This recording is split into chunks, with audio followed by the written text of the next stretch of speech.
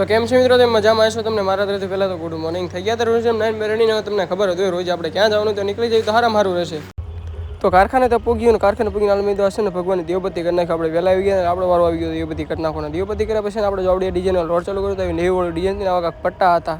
એમ કરતા છે ને થોડીક જ વારમાં છે ને આ પટ્ટાવાળો લોડ પૂરો કરી નાખ્યો. નંગ કાંઈ જાજા હતા નહીં. ત્યારે આપણે આગળ આવી ગયો છે આ પોકેટનો લોડ, પણ પોકેટનો લોડ સપાટું છે ને આપણે પેલા ગમ મારવો પડે, એટલે ગમ મારવાનું ચાલુ કર્યું. તો હાલો હું તમને બતાવી દઉં આપણે કઈ ડીજેનો લોડ ચાલુ કર્યો. ગમ મારતા મેં તમને દેખાડ્યો. તમે આવડી આગળ ડીજેનો લોડ ચાલુ કર્યો. બીજી વાત એ છે ને પાછો એચડીનો લોડ છે, એટલે વિચાર લો કેટલી વાર લાગશે. એટલા પાછા નંગ પડ્યા છાપવાના વિચારો લો તમે.